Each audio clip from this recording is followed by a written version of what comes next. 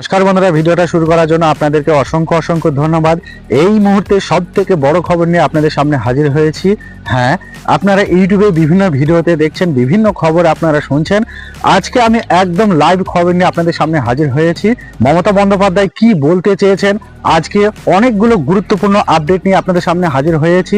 1 নম্বর লক্ষ্মীর ভান্ডারকে ঘিরে যে আপডেট আপনারা শুনতে পাচ্ছেন, 2 নম্বর সিভিক ভাইদের জন্য, 3 নম্বর আশা কর্মীদের জন্য, আরো অন্যান্য খবর নিয়ে আপনাদের সামনে কিন্তু হাজির হয়েছি। এবং জানিয়ে রাখি আপনাদেরকে বছর ভিত্তিক খবর নিয়ে আপনাদের সামনে হাজির হয়েছি। কোন বছরে কত লক্ষ বরাদ্দ হয়েছে, কত টাকা বরাদ্দ হয়েছে, এবং লক্ষ্মীর ভান্ডার, পিএম কিষাণ থেকে শুরু করে সমস্ত আপডেট কিন্তু এই ভিডিওতে পেতে পারেন। চলুন আমরা এক এক করে দেখে নিই কি সেই গুরুত্বপূর্ণ খবর রয়েছে আজকের এই ভিডিওতে। দেখুন, হেডলাইনে লেখা আছে, মমতার তৃতীয় সরকারের শেষ বাজেটে কি কি থাকবে, ভোটের আগে নজরে লক্ষ্মীর ভান্ডার, ডিএর আশায় কর্মচারী মহল। তাহলে আপনারা বুঝতে পেরেছেন কি কি থাকছে আজকের এই ভিডিওতে।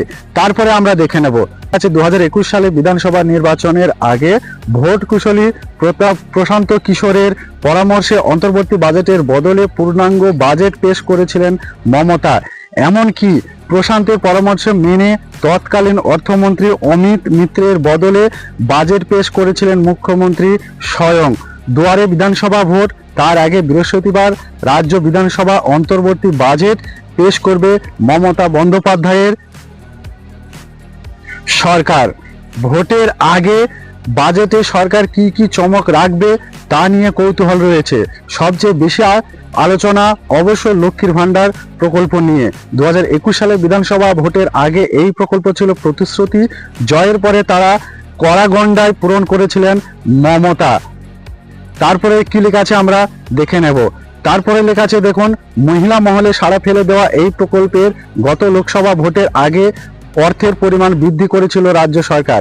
এমন সাধারণ শ্রেণীভুক্ত মহিলারা এই প্রকল্পে পান মাসে 1000 টাকা, তপশিলি জাতি উপজাতি মহিলারা পান মাসে 1200 টাকা। বিধানসভা ভোটের আগে কি ফের টাকা বাড়বে লক্ষ্মীর ভান্ডারে? রাজনৈতিক মহলের একাংশের মতে মহিলা ভোট ধরে রাখতে অন্তর্বর্তী বাজেটে লক্ষ্মীর ভান্ডারের পরিমাণ বৃদ্ধি করতেই পারেন মমতা।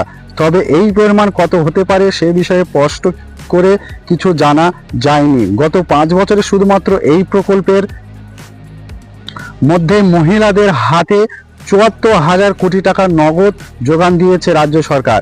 2025-26 অর্থবর্ষে বরাদ্দ হয়েছে 27,000 কোটি টাকা। এইবার এই অঙ্ক কত বৃদ্ধি পায় তা নিয়ে কৌতূহল রয়েছে তৃণমূলের অনেকেই। তাহলে আপনারা বুঝতে পেরেছেন কোন বছরে কত টাকা বরাদ্দ হয়েছে, আপনারা কিন্তু স্পষ্টভাবে জানতে পারবেন আজকের এই ভিডিওতে। তাহলে এত কোটি টাকা কোথায় পাচ্ছে মমতা সরকার সে নিয়েও কিন্তু কথা উঠছে, যে মাসের পর মাস এত কোটি টাকা করে দিতে হচ্ছে প্রত্যেকের অ্যাকাউন্টে। টাকার অ্যামাউন্টটা কিন্তু কম নয়, এটা মনে রাখবেন। এটা কিন্তু কারোর ঘরের টাকা নয়, আমাদের আপনার টাকাই কিন্তু উনি দিচ্ছে। মনে করছেন এর পরিমাণ বৃদ্ধি পাওয়ার সম্ভাবনা, তাদের কথাই বৃহস্পতিবার লক্ষ্মীর ভান্ডার ঘরে ঘরে লক্ষ্মী পৌঁছে দেবে দিদি। দ্বিতীয় যে বিষয়টি নিয়ে আগ্রহ রয়েছে তা হলো সরকারি কর্মচারীদের মহার্ঘ। তারপরে লেখা আছে দেখুন, ডিএ রাজ্য সরাসরি কর্মচারীদের ডিএ মামলা নিয়ে বৃহস্পতিবারই রায় ঘোষণা হবে সুপ্রিম কোর্টে। তবে নবান্নের একটি সূত্রের মন্তব্য, পশ্চিমবঙ্গের সামাজিক সুরক্ষা প্রকল্পগুলি সামনে রেখে বাংলার অর্থ সামাজিক পরিস্থিতি চাঙ্গা করার লক্ষ্যেই বাজেট সাজিয়েছেন মমতা। সঙ্গে রাজ্যের পরিকাঠামো উন্নয়নে, রাস্তাঘাটের কাজ এবং কর্মসংস্থান বৃদ্ধিতেও জোর দেওয়া হয়েছে।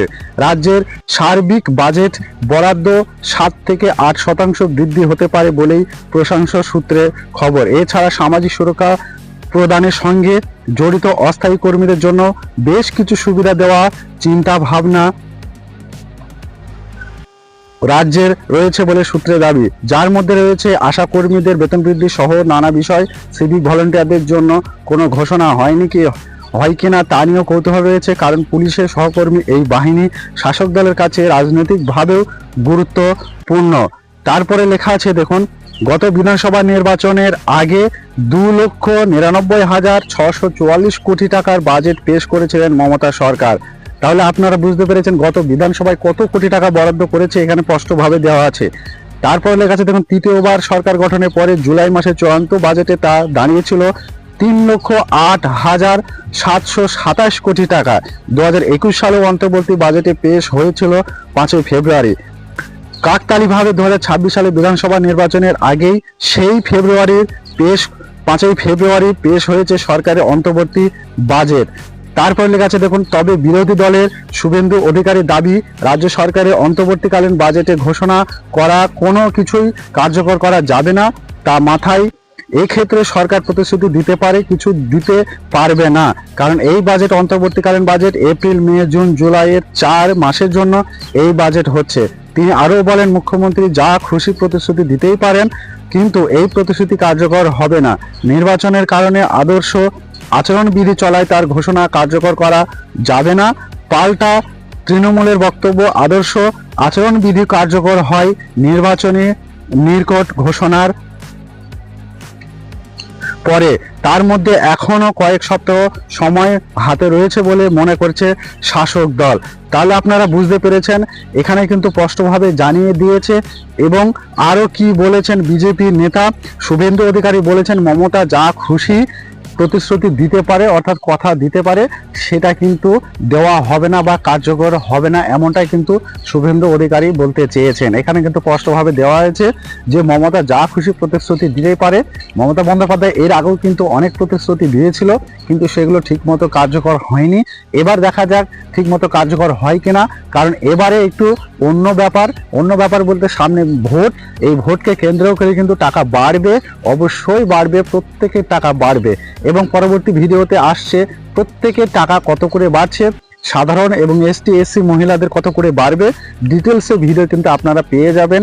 এবং কোন মাসে কত তারিখ থেকে পাবেন সব কিছু পেয়ে যাবেন নেক্সট ভিডিওতে। তো ভিডিওটা সম্পূর্ণ করার জন্য আপনাদেরকে অসংখ্য ধন্যবাদ।